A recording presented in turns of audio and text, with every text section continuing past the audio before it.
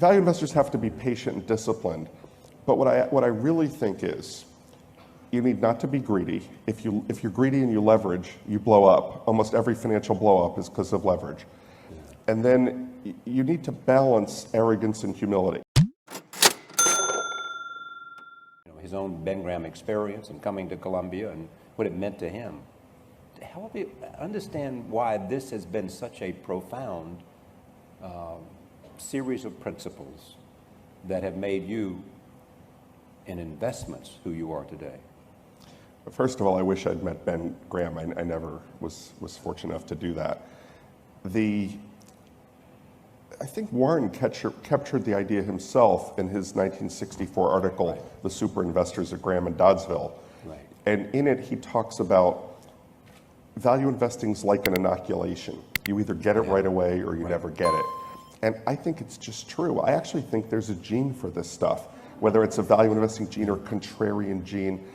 I think that everybody appreciates a bargain, but when the market's going down, most people overreact and get scared. My stock is going down, what am I going to do? So if you're buying a sweater and it goes on sale from $400 to $150, you get excited when you get to the store. But if you have a stock or you bought the sweater at $400, maybe you're not so happy. So I think for me, it's natural, but for a lot of people, it's fighting human nature.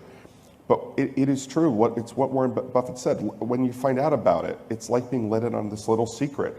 And so if you can remember that stocks aren't pieces of paper that gyrate all the time, that stocks are fractional interest in businesses, it all makes sense. It's almost like you have to slow the game down, like they talk about baseball speeding up on you. You need to slow it down.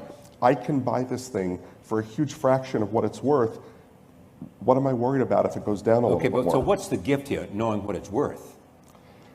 I think that the analysis is actually the easy part. When I speak to business school students, I tell them investing is the intersection of economics and psychology. The economics, the valuation of a business is not that hard. The psychology, how much do you buy? Do you buy it at this price? Do you wait for a lower price? What do you do when it looks like the world might end? Those things are harder, and knowing whether you stand there, buy more, or something legitimately has gone wrong and you need to sell, those are harder things. And that you learn over with experience. You learn by having the right psychological makeup in the first place. Well, stop. What's the right psychological makeup that you have?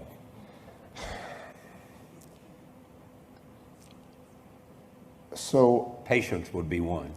Willing to sit on cash would be another. Value investors have to be patient and disciplined. But what I really think is, you need not to be greedy. If you're greedy and you leverage, you blow up. Almost every financial blow up is because of leverage. And then you need to balance arrogance and humility. And I'll explain what I mean.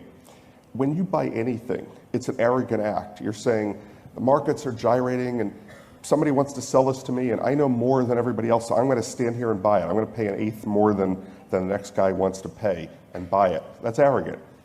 And you need the humility to say, but I might be wrong. And you have to do that on everything. But are you different than Warren in terms of how Warren has evolved and how you have evolved? Obviously, I think Charlie Munger had some influence on Warren in understanding to not just to look for the classic example, the cigarette butts, but to look at things that were reasonably priced with the belief that they could be, that there still was a margin of safety. First of all, a lot of my Charlie Mungers are out here in the audience, yes. So a lot of people here that I bounce ideas off of, and we share thoughts. How have you evolved? Is my question. Warren evolved is it different from Warren? Warren evolved through 3 stages. He went from buying cigar butts and getting the last few puffs for free, to buying great businesses at really cheap prices, to buying and holding great businesses at so-so prices, and maybe even this new area of buying weird securities from crappy businesses at better than market prices, like B of A preferred or whatever. I'm still in phase 1. We're still buying cigar butts. There's a good business there in buying them, and it's a lot of fun. And that's what you're proud of. No, I feel like I have stunted growth, Charlie. You know what? I think Buffett's a better investor than me because he has a better eye towards what makes a great business. And when I find a great business, I'm happy to buy it and hold it. Most businesses don't look so great to me. But he also doesn't, I mean, he is not really focused on the gyration of the stock every day. Me neither. You're not either. I don't have a Bloomberg on my desk. I don't care. You don't have a Bloomberg on your desk? No. Because you don't... Mike makes enough. What's on, yes, I know. But what's on your desk then? A phone? A giant piles of paper that are at risk of falling on me at any moment, and I have a computer and a phone. Yeah. So tell us about your day. Half-filled water bottles. Yeah. I mean, but you sit at a trading desk. I mean, when you're not meeting either clients or people that are going to give you some information that might be relevant to what decisions you have to make, you're sitting at a trading desk. Thinking big thoughts. What, are you really? Are you? It's not so much because you are reacting to the volatility of every market that you're invested in. Because if you are a value investor, my assumption would that you're not looking to trade every moment. We're not traders. There's a wonderful story. Right. Chris Brown at Tweety Brown tells a story of how they were interviewing somebody to come, and to come join their firm. And after the interview, he's walking the fellow to the elevator, and the fellow says, it's amazing here at Tweety Brown. At most firms, you can tell from the atmosphere in the place whether the market's up or the market's down. At Tweety Brown, you can't even tell if the market's open. And I think it's like that at our firm. We're making medium to long-term investments, 3 to 5 years or longer.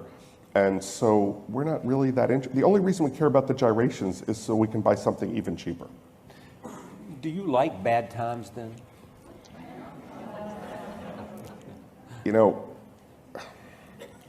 We benefit from volatility. And distressed debt and everything else. We provide liquidity when people want to sell things in a hurry.